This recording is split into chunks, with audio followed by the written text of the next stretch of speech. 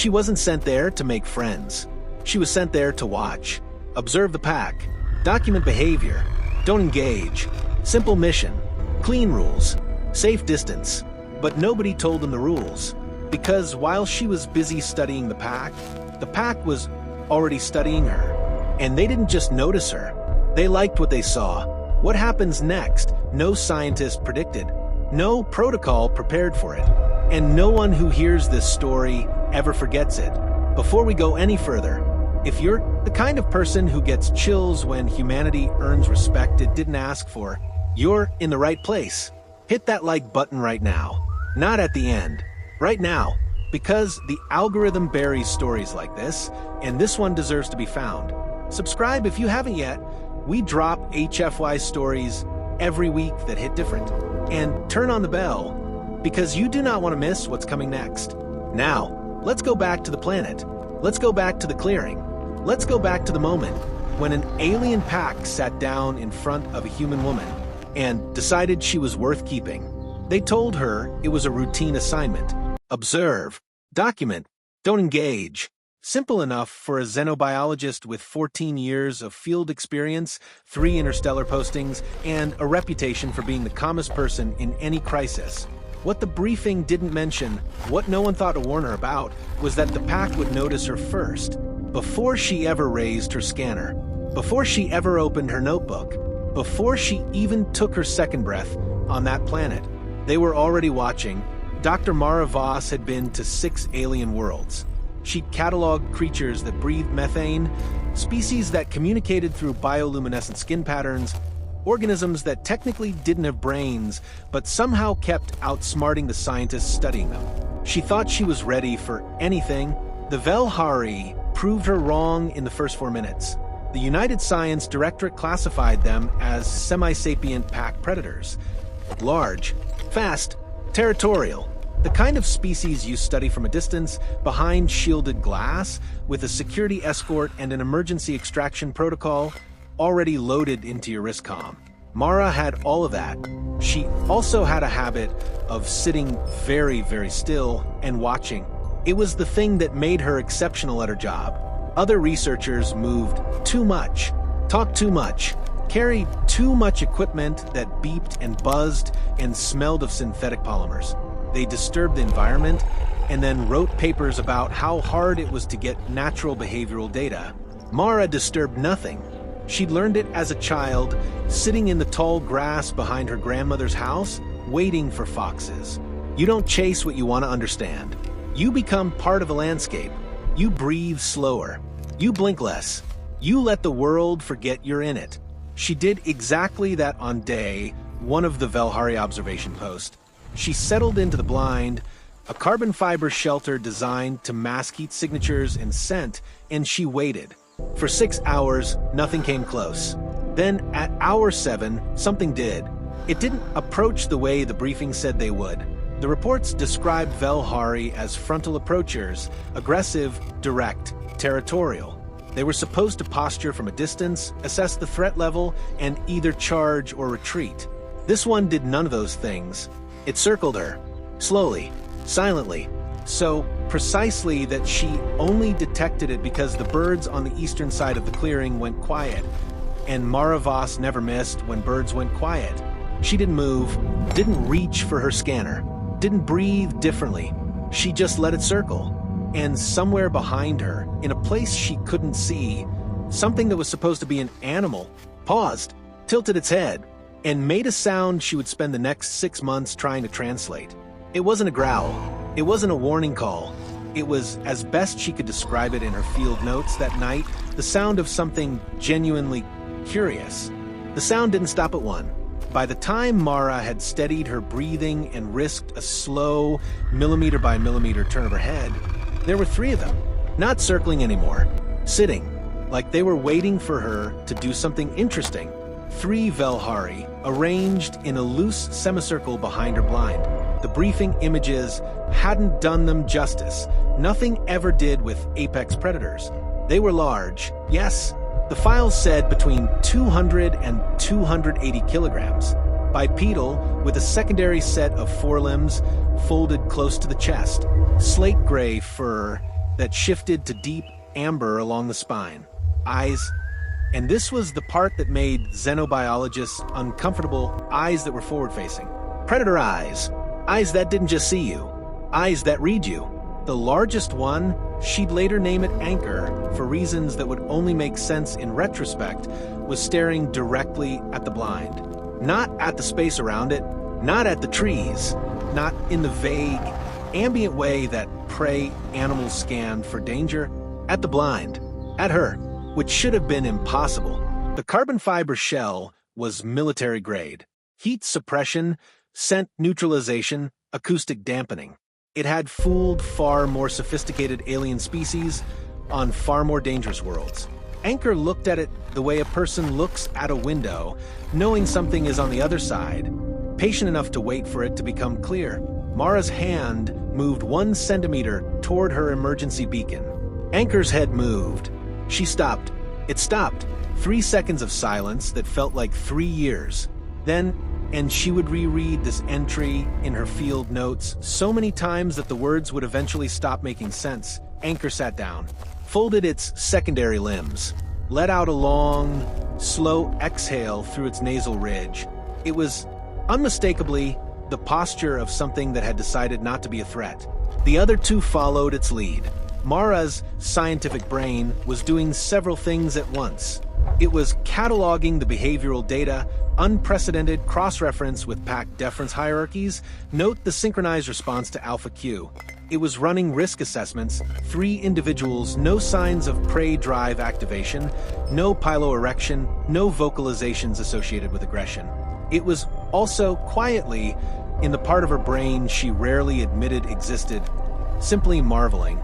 Because in 14 years of fieldwork across 6 alien worlds, she had never had a species introduce itself to her, and she was becoming increasingly certain that was exactly what this was. She made a decision that would have horrified her supervisors, violated at least 4 sections of the contact protocol, and probably ended the career of any other researcher in her position. She reached into her pack, not for the beacon, not for the scanner.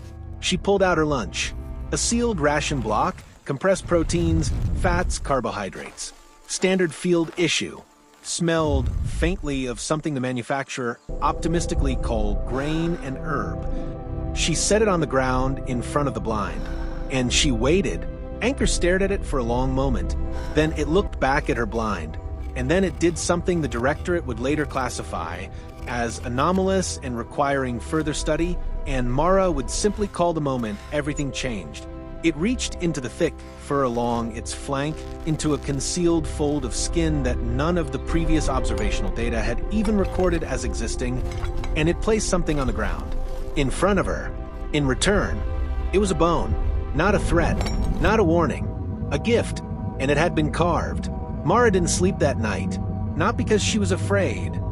Fear had largely left her vocabulary somewhere around her second posting, but because her mind refused to stop processing what she'd held in her hands for 6 hours straight. The bone was roughly 30 centimeters long, hollow, old. The surface had the deep, burnished color of something handled many times over many years, and along its length, in a repeating spiral pattern that required something with fine motor control and intentional thought to produce, were markings. Not scratches, not random gouges, deliberate, symmetrical, repeated markings. She photographed it from 47 angles. She ran her portable spectrometer over it until the battery light turned amber. She traced the pattern with her fingertip, carefully, precisely, and felt the grooves change depth in a way that seemed impossibly rhythmic. Then she opened the briefing files again. Semi-sapient. That was the classification. Behavioral complexity consistent with advanced social mammals. Tool use, unconfirmed. Language, none detected. Cultural artifacts, none recorded. She looked at the bone in her hands. She looked at the briefing files. She looked at the bone again. Someone, she thought, had not been paying attention. The next morning, she was back in the blind before sunrise. She debated it. Protocol was clear. Any anomalous contact was supposed to trigger an immediate report to the Directorate and a 48-hour behavioral suspension while they reviewed the data. She'd written the report. She'd even started the transmission. Then she paused it, unsent, and asked herself one honest question. If I report this now, what happens to them? She knew the answer. She'd seen it before.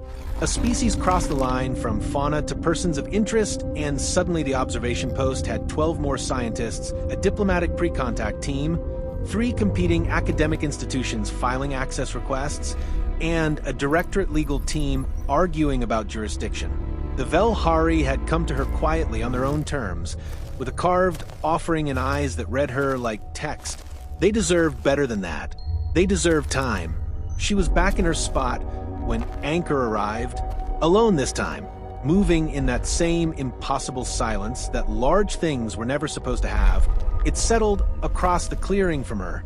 Not close, not threatening, just present, and looked at her with those amber, forward-facing eyes. Mara reached into her pack and placed 3 items on the ground in a line. Her water canteen, a piece of equipment she didn't need, a short-range atmospheric sampler, small and smooth, and the ration block from yesterday still sealed. A test. She wanted to see what it paid attention to. Anchor didn't move for a long time. Then it reached into its flank pouch again. It placed 3 items in response. A smooth river stone, something woven, fiber of some kind, twisted into a complex knot, and a small, curved fragment of material she didn't immediately recognize. 3 items, matching her number exactly. Her throat tightened in a way she hadn't expected. It's not mimicking, she thought. It's responding. It understands this is a conversation. She picked up her items slowly.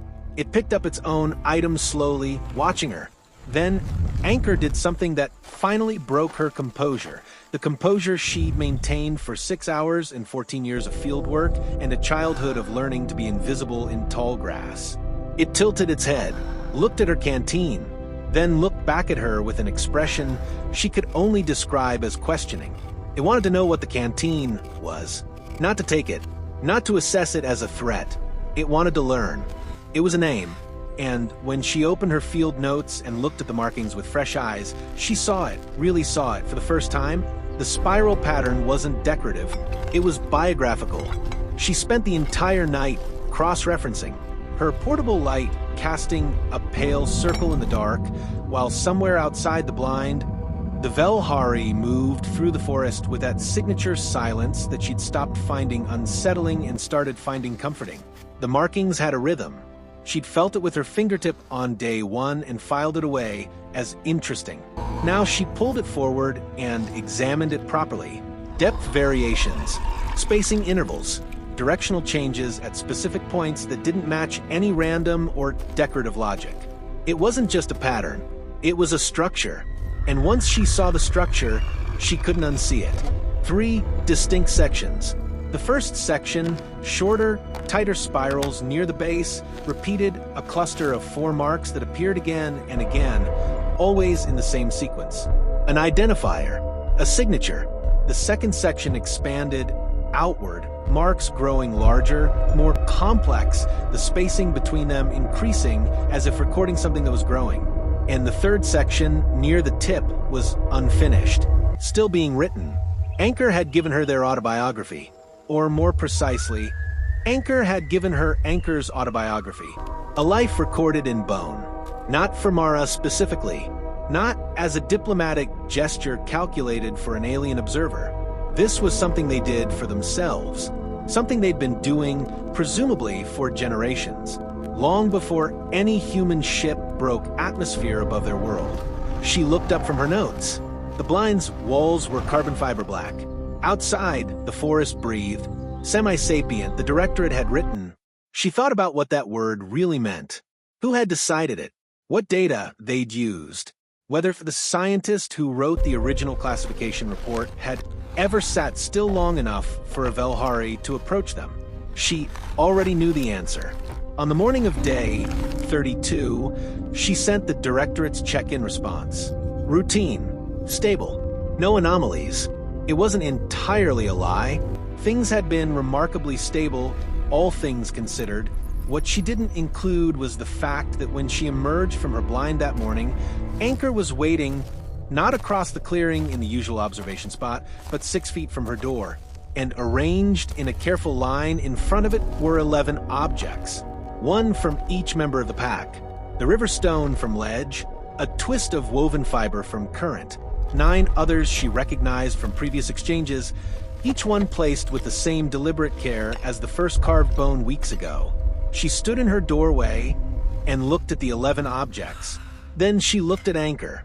Anchor looked back with those reader's eyes and made the low, resonant sound she now understood was approval. Then it made a second sound, the one she'd been hearing at the end of exchanges for 2 weeks, the one she'd been trying to classify. She'd written 6 different possible interpretations in her notes. Standing there in the pale morning light, looking at 11 gifts from 11 beings who had decided, without forms, without committees, without a single piece of Directorate paperwork, that she was one of theirs, she finally understood the sound. It was the same sound every time, every exchange, every morning arrival, every moment when something was understood between them that hadn't been understood before. It meant you belong here now, and Dr. Mara Voss, 14 years of field work, 6 alien worlds, the calmest person in any crisis, sat down on the ground outside her blind, surrounded by gifts she didn't deserve and a pack that had made up its mind about her long before she'd made up hers about them. And she did something she hadn't done in a very long time. She cried, not from fear, not from loneliness, from the specific, overwhelming feeling of being recognized by something that had no reason to recognize you, and choosing to anyway. Anchor watched her for a moment, then it sat down beside her, not across the clearing, not at a safe observational distance, beside her, and one by one, as the morning light broke through the canopy of an alien forest on a world that was not her own, the rest of the pack settled in around her. 11 Velhari, one human, sitting together in the quiet. The Directorate's report could wait. The Directorate sent someone, eventually. They always did. What they didn't send, what no protocol, no briefing document, no interstellar policy framework had ever thought to prepare for, was someone ready for what they found when they got there. Because what they found wasn't a researcher in distress. What they found was a researcher at home. Senior Inspector Davin Oral had done 11 extraction reviews in his career. Researchers who'd gone quiet, gone rogue, gone native. The Directorate had a polite word for all of it and an impolite procedure that followed shortly after. He arrived on planet with 2 security escorts, a medical officer, and the comfortable certainty of a man who had seen everything. He had not seen this. The clearing around the observation post was changed. Not damaged, changed. The perimeter that should have been empty buffer zone, per protocol, had objects arranged along it. Smooth stones, woven fiber structures hung between branches, carved pieces of bone, and would placed at intervals with a regularity that his brain kept trying to classify as decorative before something deeper and more uncomfortable whispered territorial markers. Not threatening ones, welcoming ones. He found Dr. Voss sitting cross-legged outside her blind in the early afternoon light, a piece of bark in her lap, making marks on it with a small tool, focused, unhurried, the posture of someone who had nowhere else to be.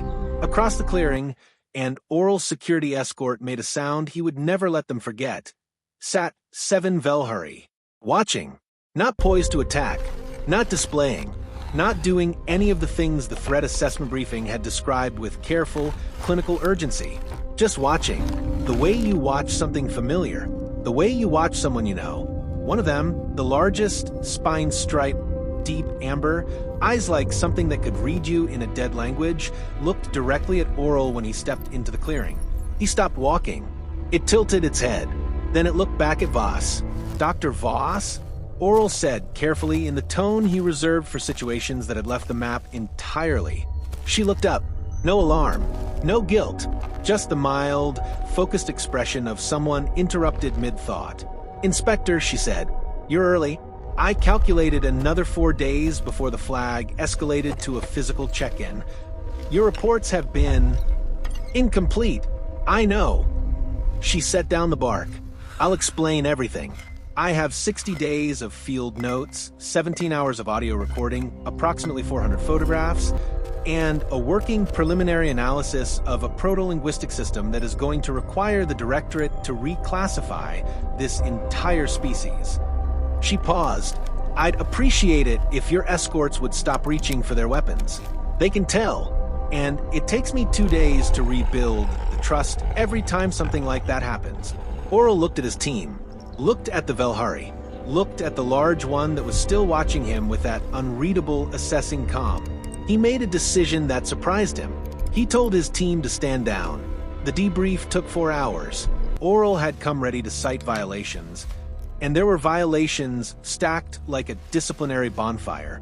Unreported contact, unsanctioned exchange of materials, deliberate suppression of anomalous event documentation, 6 separate protocol breaches that carried suspension, review, or termination depending on which committee reviewed them first.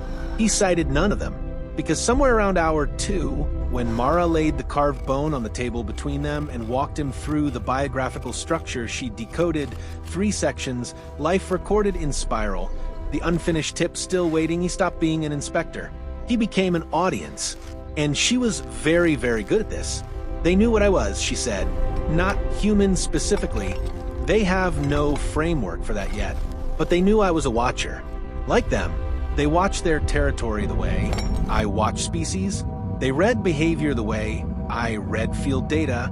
The moment I sat still and let them look, they understood something about me that the briefing files never understood about them, which was, she was quiet for a moment, choosing words with the same deliberateness she used to choose which object to place in an exchange. That intelligence isn't always loud, she said. It doesn't always build towers or transmit signals or announce itself to the universe. Sometimes it just watches, waits, carves its life into bone, and carries it close and shares it only when it decides something is worth sharing. She looked at the carved bone on the table. The Directorate sent me here to observe the pack. The pack observed me back. They just came to a conclusion faster. Oral looked at the bone for a long time. What conclusion? She almost smiled. That I was worth keeping. Outside, as the afternoon cooled into evening, the Velhari remained in the clearing. Anchor had moved, not toward the structure where the humans were talking, but to a position where the entrance was visible.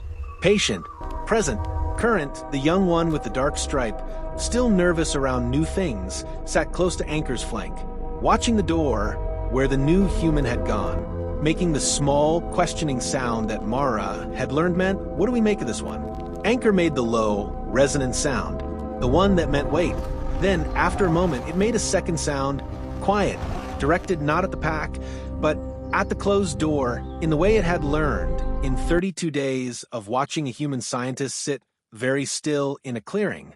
That meaning could pass between unlike things if you simply offered it clearly enough. The sound it made was the one Mara had cried at, the one it had been making at the end of every exchange for weeks. The one that meant, you belong here now.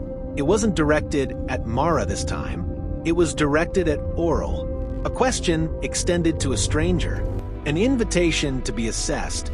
An open door in a language that had no alphabet yet, from a species that the Directorate had called semi-sapient, and that had, in the span of one human woman sitting quietly in the grass, decided to expand its definition of pack.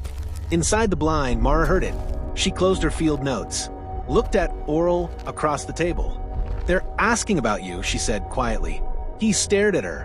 What do I? Don't reach for anything. Don't speak loudly. Don't make yourself large. She slid one of her exchange objects across the table toward him, a smooth, ordinary river stone. And put this on the ground when you walk out. Not thrown, not placed quickly. Set it down, like it matters. Does it matter? She looked at him with the same expression Anchor had looked at her with on day one. The expression of someone who had already made up their mind about you and was simply waiting for you to catch up. It does if you want them to trust you, she said. And you do. Trust me, you do. Davin, Oral, Senior Inspector, 11 extractions, comfortable certainty of a man who had seen everything, picked up the stone, stood up, walked toward the door.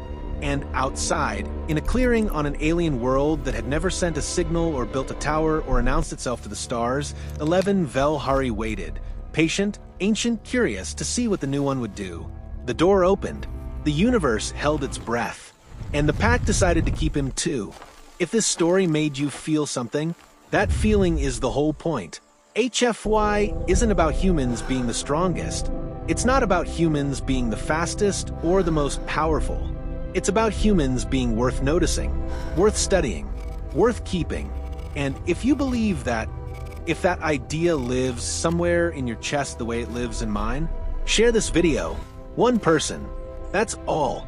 Someone who needs to be reminded today that humans, even quiet ones, even still ones, even the ones just sitting in the grass watching, are extraordinary. The next story is already waiting for you. It's right there on your screen. I'll see you in the clearing.